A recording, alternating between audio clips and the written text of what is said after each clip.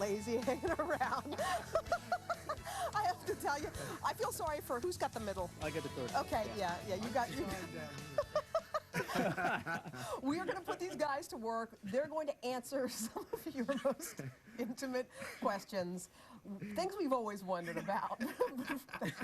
But first, money can't buy love, but it sure can end it. So let's go to Natalie with we're trying to be so natural, with why you should own up to hiding money or purchases from your spouse.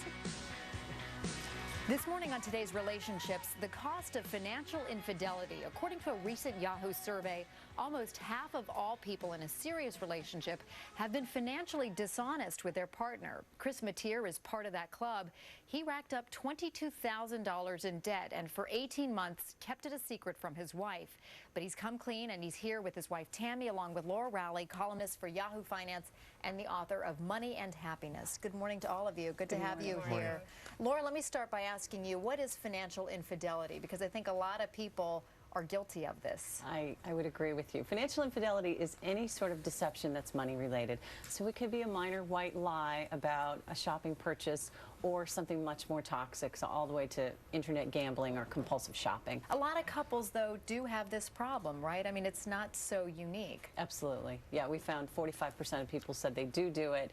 What was interesting to me is the most people who are doing it most often are between the ages of 35 and 44, and that's when you have all sorts of financial pressures going on. You probably have a mortgage, children, maybe you're starting to care for older parents, so it's a time when there's a lot of financial pressure, so you think, well, I'm just going to do this little thing for myself and I'll hide it.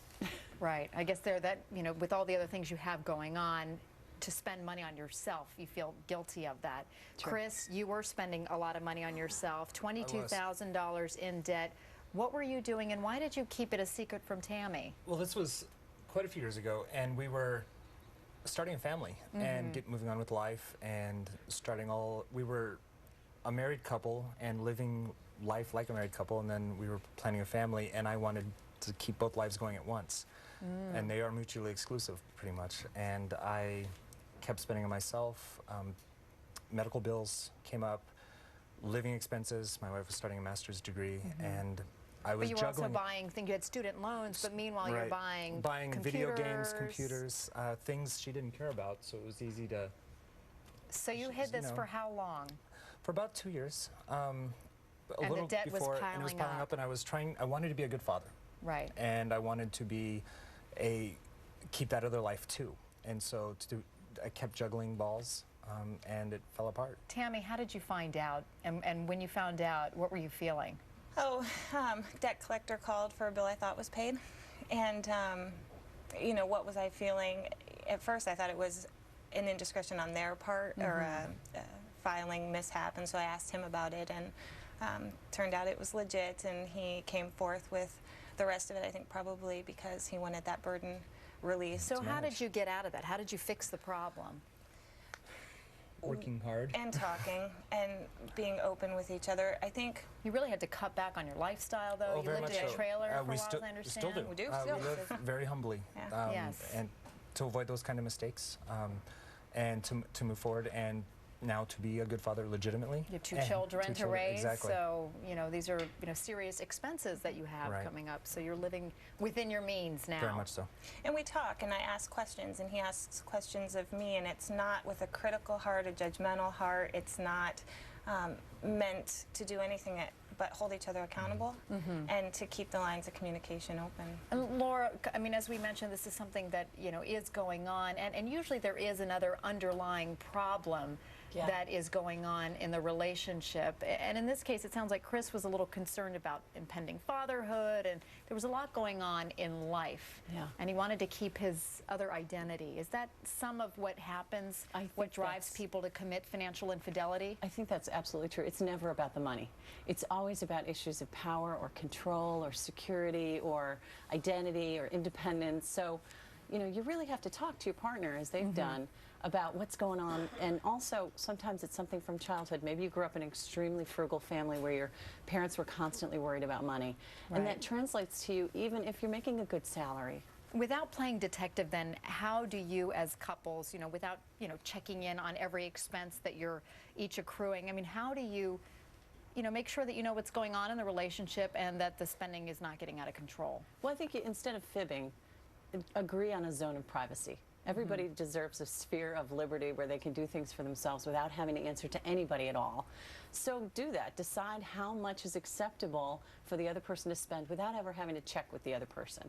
All right. Well, Chris and Tammy Mateer, again, thanks so much for sharing your story with us. And Laura Rowley, thanks for being here as well. And still to come this morning on another relationship topic, these guys are going to tell us what men are really thinking. But first, these messages.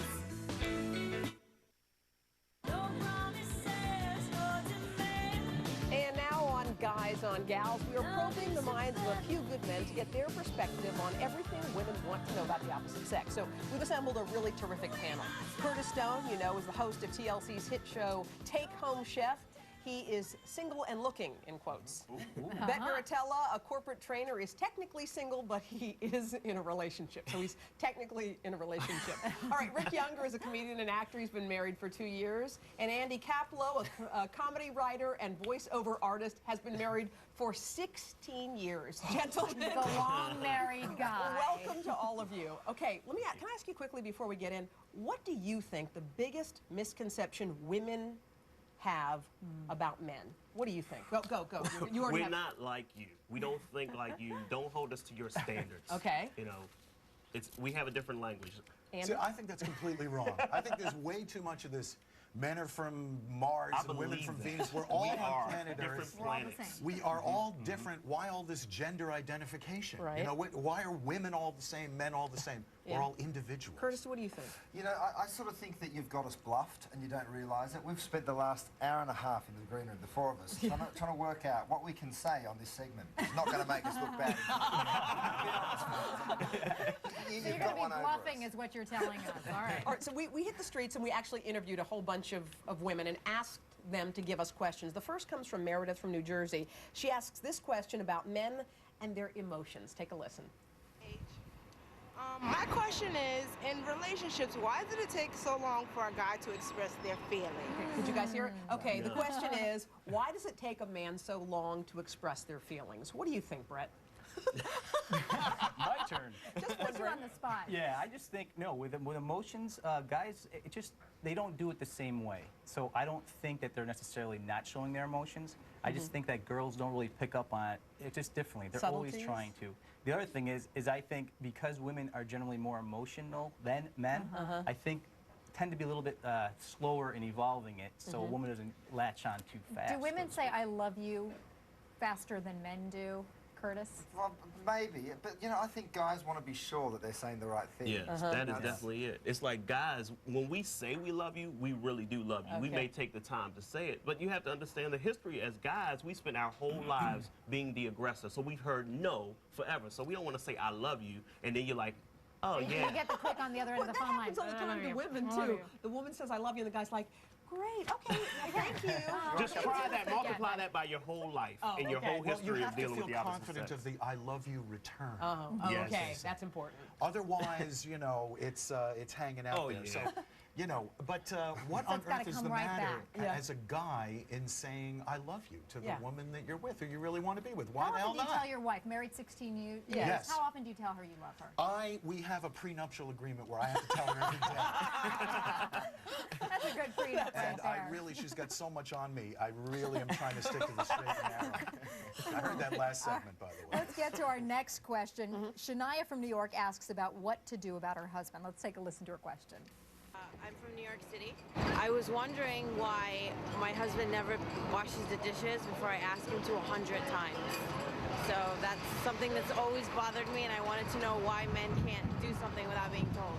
Okay, to the married guys here, Andy and Rick, why is it that men have a hard time when it comes to chores? Why is it the women have to nag all the time? Can you put away the dishes? I got Can the perfect thing because when my wife is charitable enough to let me into her kitchen and I make a meal for myself, I don't want to clean it up before I actually eat it. Unlike her, she is We jumping clean as up we go. before people are done. Actually, I'm the cook at my house. So, Okay. I mean, I tend to do the cleanup along the way. But what I have found when it's things that you want us to do, most guys will do whatever you ask. A lot of times we don't a volunteer. Right. But if you let us know how important it is to you that we do that, and you know, tell us, But remind us. sometimes it turns into nagging, because sometimes we'll ask once, and then they'll go, yeah, I'll get to it. And then we ask again, and then we turn into the crazy nag. We don't want to be the nag.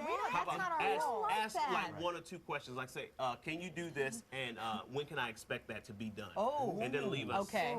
That sounds harsh. That's, Hey, but it But I'm works. going to write that one down. It's like We'll then try you it at don't keep home. interrupting sports center. but can I ask one other thing? Do you guys listen when we talk? Huh? What?